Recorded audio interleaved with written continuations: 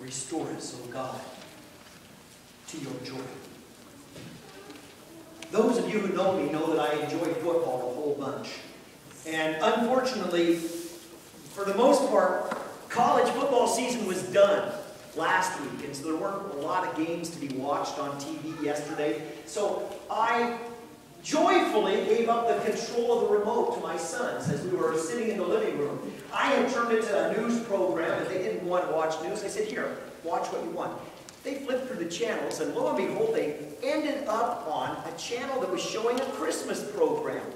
And the Christmas program that they were showing was How the Grinch Stole Christmas. And it gave me this wonderful insight in the sermon today. It was one of those aha experiences, because How the Grinch Stole Christmas is all about the restoration of joy. Some of you know the story. It begins with a Grinch that's as grinchier than Grinch can be, and he detests all of the frivolity of Christmas, all of these who's and whoville getting together and buying these gifts and eating a roast beast and all of these silly things, and it just made the Grinch upset. He said, I'm going to take Christmas away from him. And so the night before Christmas, he enters the town and takes down all of the decorations and takes away all of the presents and the bows and even takes the crumbs that a mouse is going to eat. And he's headed up the mountain with his little dog as the reindeer. And they get to the top of the mountain, and the Grinch pauses and says, it's Christmas. I'm waiting to hear this sound that I'm going to hear.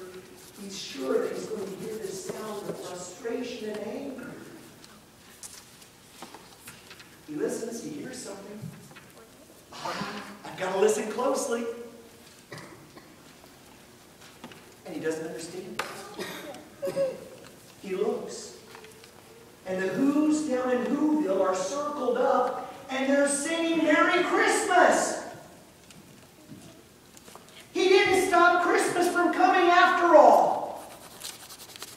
And then he thought and he thought and he thought a little more, and he decided maybe Christmas doesn't come from the store. Maybe, just maybe, there's something more. The Who's down in Whoville said that his heart grew 3 sizes that day as he got back on the sleigh and rode into town, returned all of the gifts that he had taken, and then the Grinch himself carved the roast beast. You see, the Grinch discovered Christmas doesn't come from the store.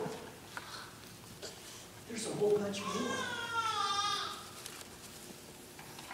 The Who's in Whoville, sure, they had spent all that time and preparing and decorating and buying gifts, but in the end, they were still willing and able to gather around together in a circle as a community and celebrate Jesus' birth. Celebrating Jesus' birth was the most important thing for them. It wasn't the gifts, it was the gift that they could share together and the gift of joy that was in the circle, and that gift made all the difference, even to the outsider who didn't understand. So as you're preparing yourself this season for Christmas, may you remember what it really is all about. And may God help to restore in you a sense of joy.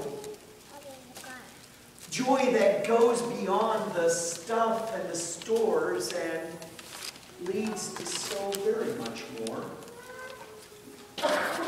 Joy that includes being grateful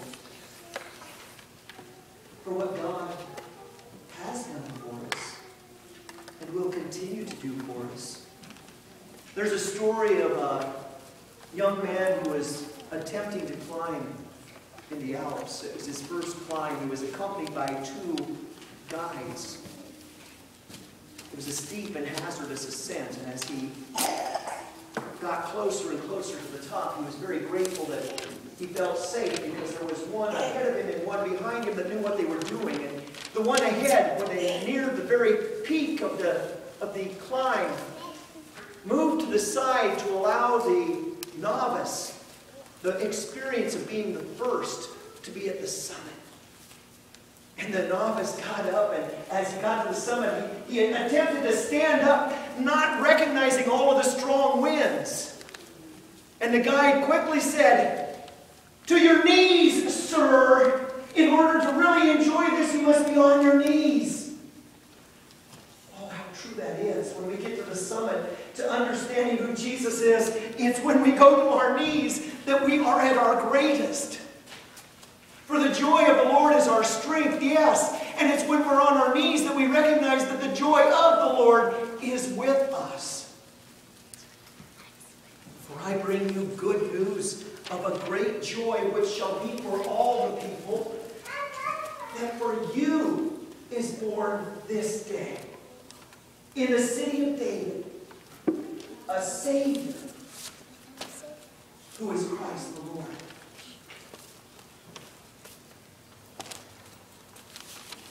Good news of a great joy. This summer I was praying, wondering which direction to take our church in the next year. And over again, the thought of joy entered into my mind. And that thought of joy had 3 points to it. It had the first point, making Jesus center of everything. And there's nothing more true this Christmas season than making Jesus the center of all of our worship and everything that we do. Don't forget to give your gift to Jesus, because He is the reason that we gather together. He's the miracle that comes from God to us. He is God with us and God for us. And then the O is others. Gathering together as a community of faith. Just like those Who's in Whoville, they circled up in a community. They were together as community, singing together. And it was that otherness, making sure that you had the others in mind as well as yourself. It's not about your personal gain this season. It's about each other. And then the why is yearning. Yearning in our heart of hearts to do God's will. Joy. Jesus. Others. Yearning. May joy be restored in your life.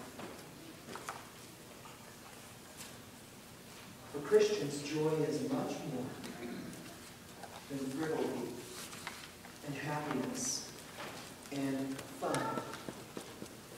Joy is a deep sense of relationship with God.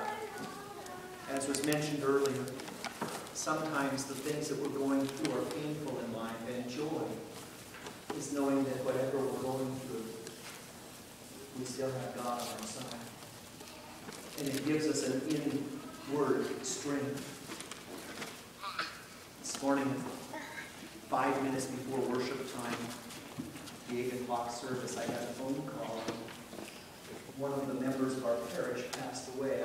I'm not able to share who that was yet because family has not all been notified. But as that announcement was made to me, my heart sank for the family,